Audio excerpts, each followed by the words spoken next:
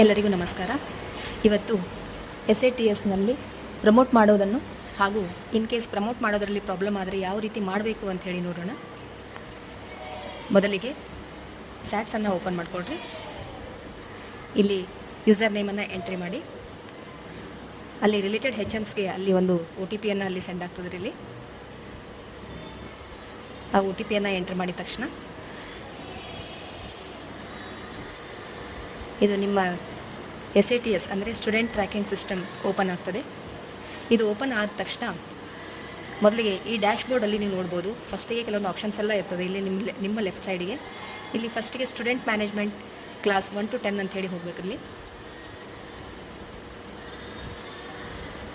ಇಲ್ಲಿ promotion details, ಆಮೇಲೆ ಅದ್ರ ಮುಂದ್ಗಡೆ ಪ್ರಮೋಟ್ ಸ್ಟೂಡೆಂಟ್ ಅಂತ ಹೇಳಿದೆ ನೋಡ್ರಿ, ಅದ್ರ ಮೇಲೆ ಕ್ಲಿಕ್ ಮಾಡಿರಿ. ಅಲ್ಲಿ ಕ್ಲಿಕ್ ಮಾಡಿದ ತಕ್ಷಣ ಅಲ್ಲಿ ರಿಲೇಟೆಡ್ ಕ್ಲಾಸಸನ್ನು ಸೆಲೆಕ್ಷನ್ ಮಾಡ್ಕೋಬೇಕು. ಯಾವುದಾದ್ರೂ ಒಂದು ಕ್ಲಾಸನ್ನು ಸೆಲೆಕ್ಷನ್ ಮಾಡಿಕೊಂಡು ಅಕಾಡೆಮಿಕ್ ಇಯರ್ ಅನ್ನು 25-26 ಸೆಲೆಕ್ಟ್ ಮಾಡಿಕೊಂಡು ಸರ್ಚ್ ಅಂತ ಹೇಳಿ ಕೊಡ್ರಿ. ಅಲ್ಲಿ ಸರ್ಚ್ ಅಂತ ಹೇಳಿ ಕೊಟ್ಟಾಗ ಈ ಒಂದು ಕಾನ್ಫಿಗರೇಷನ್ ನಿಮಗೆ ಅಲ್ಲಿ ಇಂಟರ್ಫೇಸಲ್ಲಿ ಡಿಸ್ಪ್ಲೇ ಆಗ್ತದೆ. ಈ ಇಂಟರ್ಫೇಸಲ್ಲಿ ಮೇಲೆ ನಿಮಗೆ ಪ್ರಮೋಟ್ ಅಂತ ಹೇಳಿದೆ ನೋಡಿರಿ, ಚೆಕ್ ಬಾಕ್ಸಲ್ಲಿ. ಆ ಚೆಕ್ ಬಾಕ್ಸ್ ಮೇಲೆ ಒಂದು ಸತಿ ಕ್ಲಿಕ್ ಮಾಡಿದರೆ ಎಲ್ಲ ಚೆಕ್ ಬಾಕ್ಸ್ ಎಲ್ಲ ಸೆಲೆಕ್ಟ್ ಆಗ್ತದೆ. ಆ ಚೆಕ್ ಬಾಕ್ಸ್ ಎಲ್ಲ ಸೆಲೆಕ್ಟ್ ಆದ ತಕ್ಷಣ ಕೆಳಗಡೆ ನಿಮಗೆ ಒಂದು ಸಬ್ಮಿಟ್ ಅಂತ ಹೇಳಿ ಬಟನ್ ಇರ್ತದೆ. ಆ ಸಬ್ಮಿಟ್ ಮೇಲೆ ಕ್ಲಿಕ್ ಮಾಡಿದರೆ ಇವಾಗ 1ನೇ ತರಗತಿಯಿಂದ 2ನೇ ಕ್ಲಾಸಿಗೆ ಅದು ಪ್ರಮೋಟ್ ಆದಂಗೆ. ಅಲ್ಲಿ ನಿಮಗೆ ಒಂದು OTP ಕೇಳ್ತದೆ. OTP ಎಂಟರ್ ಮಾಡಿರಿ. ನಂತರ ವೆರಿಫೈ OTP. ಅದು ವೆರಿಫೈ ಆಯಿತು ಅಂತಂದರೆ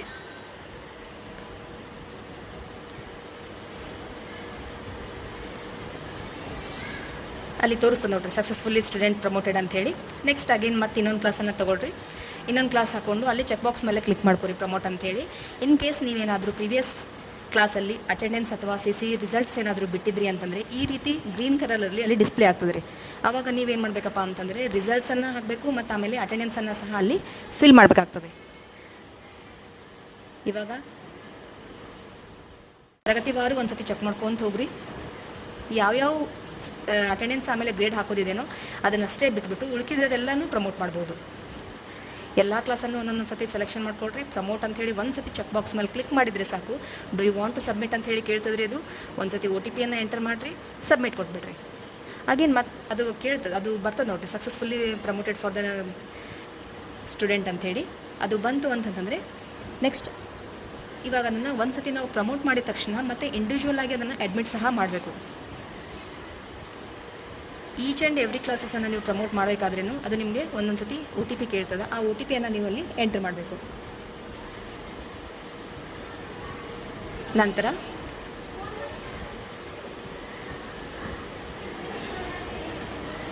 ಎಲ್ಲ ಚೆಕ್ ಬಾಕ್ಸ್ ಎಲ್ಲ ಫ್ರೀ ಇದಾವ ಅಥವಾ ಯಾವುದಾದ್ರೂ ಒಂದೊಂದು ಚೆಕ್ ಬಾಕ್ಸ್ ಬಿಟ್ಟಿದಾವ ಅಂಥೇಳಿ ಒಂದು ಸತಿ ಚೆಕ್ ಮಾಡ್ಕೊಳ್ರಿ. ಇನ್ ಕೇಸಲ್ಲಿ ಏನಾದ್ರು ಅಟೆಂಡೆನ್ಸ್ ಗ್ರೇಡ್ ಏನಾದರೂ ಬಿಟ್ಟಿದ್ರಿ ಅಂತಂದರೆ ಅದನ್ನು ನೀವು ಅಲ್ಲಿ ಫಿಲ್ ಮಾಡ್ಕೋಬೋದು.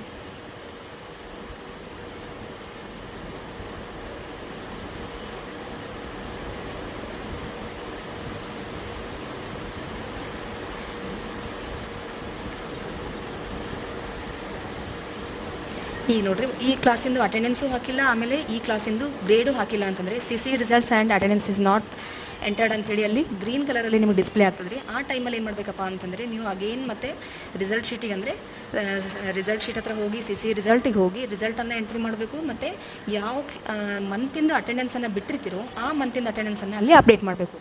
ಇನ್ ಕೇಸ್ ನೀವು ಅಟೆಂಡೆನ್ಸ್ ಹಾಕಿದರೆ ಅದನ್ನು ಅಪ್ಡೇಟ್ ಮಾಡಲಿಕ್ಕೂ ಆಪ್ಷನ್ ಇದೆ ರೀ. ಇನ್ ಕೇಸಲ್ಲಿ 0 ಏನಾದರೂ ಕಡಿಮೆ ನಂಬರ್ ಕೊಟ್ಟಿದ್ರಿ ಅಂತಂದರೆ ಅಲ್ಲಿ ಎಂಟ್ರಿ ಮಾಡಲಿಕ್ಕೆ ಆಪ್ಷನ್ ಇದೆ. ಈಗ ಕ್ಲಾಸ್ 1 to 10 ಅಲ್ಲಿ ಹೋಗ್ರಿ, CC ರಿಸಲ್ಟ್ಸ್ ಅಂತ ಹೇಳಿ ಬರ್ತದೆ. ಅಲ್ಲಿ ಜನ್ರೇಟ್ ರಿಸಲ್ಟ್ ಫಾರ್ಮ್ ಅಂತ ಹೇಳಿ ಬರ್ತದೆ ನೋಡ್ರಿ, ಜನ್ರೇಟ್ ರಿಸಲ್ಟ್ ಫಾರ್ಮ್ ಅಂತ ಹೇಳಿ ಬರ್ತದೆ ಇಲ್ಲಿ. ಅದ್ರ ಮೇಲೆ ಕ್ಲಿಕ್ ಮಾಡಿರಿ. ಈ ಇಂಟರ್ಫೇಸ್ ನಿಮಗಲ್ಲಿ ಡಿಸ್ಪ್ಲೇ ಆಗ್ತದೆ. ಇಲ್ಲಿ ನೀವು ಅಕಾಡೆಮಿಕ್ ಇಯರನ್ನು ಚೇಂಜ್ ಮಾಡ್ಕೋಬೇಕು, ಕ್ಲಾಸನ್ನು ಹಾಕೋಬೇಕು. ಆಮೇಲೆ ಅಲ್ಲಿ ಕೇಳ್ತದೆ ರೀ ಮೀಡಿಯಮ್, ಎಕ್ಸಾಮ್, ಆಮೇಲೆ ಗ್ರೂಪ್ ಅಂತ ಹೇಳಿ ಕೇಳ್ತದೆ. ಆ ಸರ್ಟನ್ ಫೀಲ್ಡ್ಸನ್ನು ಯಾವುದು ಮೆಂಡೇಟರಿ ಫೀಲ್ಡ್ಸ್ ಇದ್ದಾವೋ ಆ ಎಲ್ಲ ಫೀಲ್ಡ್ಸನ್ನು ಅಲ್ಲಿ ನೀವು ಕ್ಲಿಕ್ ಮಾಡ್ಕೊಂಡ್ಬಿಟ್ಟು ಸೆಲೆಕ್ಷನ್ ಮಾಡ್ಕೊಂಡ್ಬಿಡ್ಬೇಕು. ಇದು ಗ್ರೂಪ್ ಸೆಕ್ಷನ್. ಅಲ್ಲಿ ಕನ್ನಡ ಇಂಗ್ಲೀಷ್ ಇದ್ದರೆ ಕನ್ನಡ ಇಂಗ್ಲೀಷ್ ಅಂತ ಹೇಳಿ ತೊಗೊಳ್ರಿ, ಅಥವಾ ಕನ್ನಡ ಇಂಗ್ಲೀಷ್ ಹಿಂದಿ ಇತ್ತು ಅಂತಂದರೆ ಕನ್ನಡ ಇಂಗ್ಲೀಷ್ ಹಿಂದಿ ಅಂತ ಹೇಳಿ ತೊಗೊಳ್ರಿ.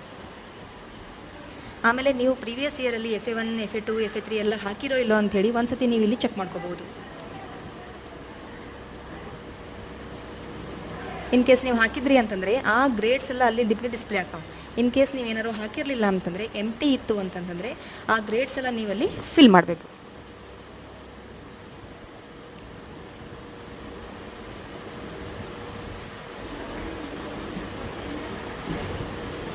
ಈಗ ಎಲ್ಲನೂ ಚೆಕ್ ಮಾಡಿಕೊಡ್ರಿ ಇಂಡಿವಿಜುವಲ್ ಕ್ಲಾಸ್ ವೈಸ್.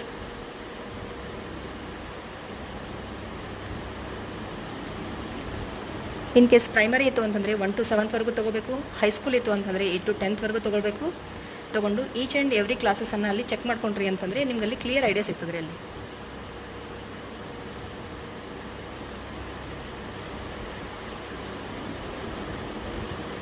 ಹಾಗೇನು ಮತ್ತೆ ಕಾಂಬಿನೇಷನ್ ತೊಗೋರಿ. ಆಮೇಲೆ SA2 ರಿಸಲ್ಟ್ಸ್ ಹಾಕಿದ್ರಿ ಅಂತಂದರೆ ಅಲ್ಲಿ ಸರ್ಚ್ ಬಾಕ್ಸಲ್ಲಿ SA2 ಸ್ಟೂಡೆಂಟ್ ರಿಸಲ್ಟ್ ಅಂತ ಹೇಳಿದೆ ನೋಡಿರಿ ನಿಮ್ಮ ಲೆಫ್ಟ್ ಸೈಡಲ್ಲಿ. ಅಲ್ಲಿ ಹಾಕೊಂಡ್ಬಿಟ್ಟು ಅಲ್ಲಿ ನೀವು ಕ್ಲಾಸಸನ್ನು ತೊಗೋಬೋದು. ಆಮೇಲೆ ಎಕ್ಸಾಮ್ ಯಾವ ಎಕ್ಸಾಮ್ಸನ್ನು ತೊಗೋತೀರಿ SA2 ಅಂತ ಹೇಳಿ ಅಲ್ಲಿ ಡೈರೆಕ್ಟ್ ಬಂದಿರ್ತದೆ ರೀ ಎಕ್ಸಾಮ್. ಆಮೇಲೆ ಮೀಡಿಯಮ್ ತೊಗೋಬೇಕ್ರಿ ಇಲ್ಲಿ. ಕನ್ನಡ ಮೀಡಿಯಮ್ ಇದ್ದರೆ ಕನ್ನಡ ಮೀಡಿಯಮ್. ಆಮೇಲೆ ಅಲ್ಲಿನೂ ಗ್ರೂಪ್ ಕೇಳ್ತದೆ ರೀ ಅಲ್ಲಿ ಕನ್ನಡ ಇಂಗ್ಲೀಷ್ ಹಿಂದಿನ ಅಂಥೇಳಿ. ಆ ಗ್ರೂಪನ್ನು ಅಲ್ಲಿ ಎಂಟ್ರಿ ಮಾಡಿರಿ. ಸರ್ಚ್ ಕೊಡ್ರಿ.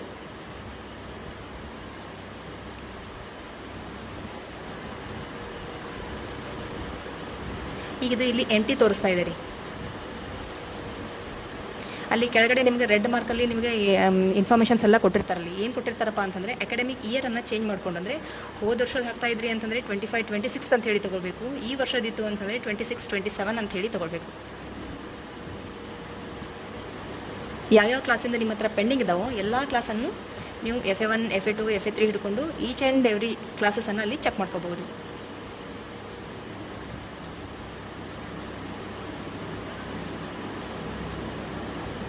ಅಲ್ಲಿ ಇಯರನ್ನು ಚೇಂಜ್ ಮಾಡಿಕೊಡ್ರಿ. FA1 ನೀವು ಹಾಕಿದ್ರಿ ಅಂತಂದರೆ ಈ ರೀತಿಯಲ್ಲಿ ನಿಮ್ಗೆ ಗ್ರೇಡಲ್ಲಿ ಡಿಸ್ಪ್ಲೇ ಆಗ್ತದೆ ರೀ. ಯಾವ ಗ್ರೇಡನ್ನ ಯಾವ ಸ್ಟೂಡೆಂಟ್ಸಿಗೆ ನೀವು ಕೊಟ್ಟಿರ್ತೀರೋ ಆಯಾ ಗ್ರೇಡಲ್ಲಿ ಆಲ್ರೆಡಿ ಇನ್ಬಿಲ್ಟ್ ಆಗಿ ಇರ್ತದೆ ರೀ. ಇಲ್ಲಿದೆ ನೋಡ್ರಿ ಎಲ್ಲ ಗ್ರೇಡ್ಸ್ ಎಲ್ಲ. ಓಕೆ, ನೀವೆಲ್ಲ ಹಾಕಿರೋದೆಲ್ಲ ಕನ್ಫರ್ಮ್ ಆದ ತಕ್ಷಣ ಒಂದು ಸತಿ FA1, FA2, FA3, FA4 ಆಮೇಲೆ SA1 ಎಲ್ಲನೂ ಚೆಕ್ ಮಾಡಿದ ತಕ್ಷಣ ಇವಾಗ SA2 ಹಾಕಿರಲಿಲ್ಲ ಅಂತಂದರೆ ಈಗ ನೋಡಿರಿ ಎಲ್ಲ ಗ್ರೇಡ್ಸ್ ಎಲ್ಲ ಇದಾವೆ ಇಲ್ಲಿ. ಸೊ ಇವಾಗ SA2 ಹಾಕಿರಲಿಲ್ಲ ಅಂದರೆ ಅಲ್ಲಿ ಸರ್ಚ್ ಬಾಕ್ಸಲ್ಲಿ ಹೋಗಿ SA2 ಅಂತೇಳಿ ಹೊಡೀರಿ. ಅಲ್ಲಿ SA2 ಸ್ಟೂಡೆಂಟ್ ರಿಸಲ್ಟ್ ಅಂತೇಳಿ ಬರ್ತದೆ ರೀ. ಅದ್ರ ಮೇಲೆ ಕ್ಲಿಕ್ ಮಾಡಿದ್ರಿ ಈ ರಿಸಲ್ಟ್ ಎಂಟ್ರಿನಲ್ಲಿ ಅಕಾಡೆಮಿಕ್ ಇಯರ್ ತಗೊಳ್ರಿ, ಮೀಡಿಯಮ್, ಸ್ಟ್ಯಾಂಡರ್ಡ್, ಗ್ರೂಪ್, ಎಕ್ಸಾಮ್. ಇಲ್ಲಿ ಸರ್ಚ್ ಅಂತೇಳಿ ಕೊಟ್ರಿ ಅಂತಂತಂದರೆ ಇಲ್ಲಿ ನಿಮಗೆ ಒಂದು ಇಂಟರ್ಫೇಸ್ ಇಲ್ಲಿ ಓಪನ್ ಆಗ್ತದೆ ರೀ. ಈ ಇಂಟರ್ಫೇಸಲ್ಲಿ ನೀವು ಯಾವ ಮಾರ್ಕ್ಸನ್ನು ಕೊಡ್ತಿರೋ, ಅಂದರೆ ಅಲ್ಲಿ ಮೇಲ್ಗಡೆ ಕೊಟ್ಟಿದ್ದಾರೆ ನೋಡ್ರಿ, ಇಲ್ಲಿ ಮೇಲ್ಗಡೆ ಕನ್ನಡಕ್ಕೆ 30, ಇಂಗ್ಲೀಷಿಗೆ 30 ಅಂಥೇಳಿ ಈ ಮಾರ್ಕ್ಸಲ್ಲಿ ನೀವು ಎಷ್ಟು ಮಾರ್ಕ್ಸ್ ಕೊಟ್ಟಿರ್ತೀರೋ ಅದ್ರ ಪ್ರಕಾರ ಅಲ್ಲಿ ನಿಮಗೆ ಗ್ರೇಡಲ್ಲಿ ಡಿಸ್ಪ್ಲೇ ಆಗ್ತದೆ ರೀ. ಈ ಎಲ್ಲ ಮಾರ್ಕ್ಸ್ ಎಲ್ಲ ಕೊಟ್ಟ ತಕ್ಷಣ ಅಲ್ಲಿ ಗ್ರೇಡ್ ಬರ್ತದೆ ನೋಡ್ರಿ. ಬಂತು ಅಂತಂದರೆ ಅದನ್ನು ಸಬ್ಮಿಟ್ ಕೊಡಬೇಕು.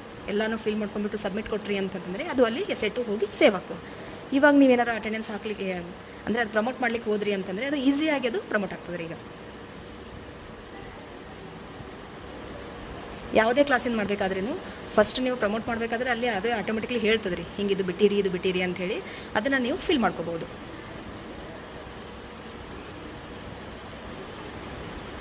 ಇದು ಪ್ರಮೋಟ್ ಮಾಡ್ತಕ್ಕಂಥದ್ದು.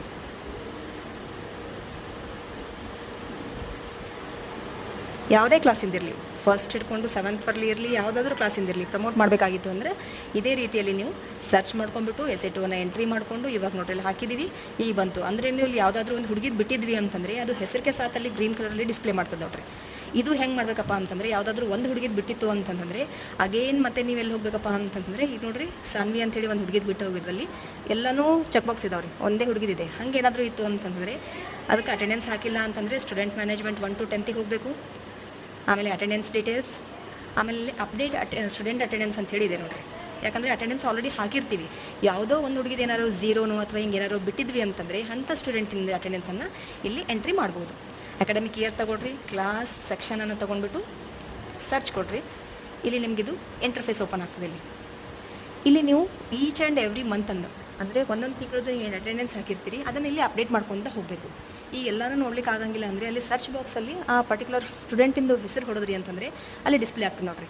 ಅಲ್ಲಿ ಕೆಳಗಡೆ ಲಾಸ್ಟ್ 0 ಅಂತ ಹೇಳಿ ಡಿಸ್ಪ್ಲೇ ಆಗ್ಲತ್ತದಲ್ಲ ರೀ, ಅಂದರೆ ಆ ಹುಡುಗಿದು ಇನ್ನೂ ಎಂಟ್ರಿ ಮಾಡಿಲ್ಲ ಅಂಥೇಳಿ. ಅದನ್ನು ಇಲ್ಲಿ ಅಪ್ಡೇಟ್ ಮಾಡಿಕೊಂಡು ಸಬ್ಮಿಟ್ ಮಾಡ್ಕೊಂಡ್ರಿ ಅಂತಂದರೆ ಅಟೆಂಡೆನ್ಸಲ್ಲಿ ಕ್ಲಿಯರ್ ಆಗ್ತದೆ ರೀ. ಇವಾಗ ನೀವು ಈಸಿಯಾಗಿ ಆ ಸ್ಟೂಡೆಂಟ್ಸಿಂದು ಕ್ಲಾಸ್ ವೈಸ್ ಪ್ರಮೋಷನನ್ನು ಈಸಿಯಾಗಿ ಮಾಡ್ಬೋದು.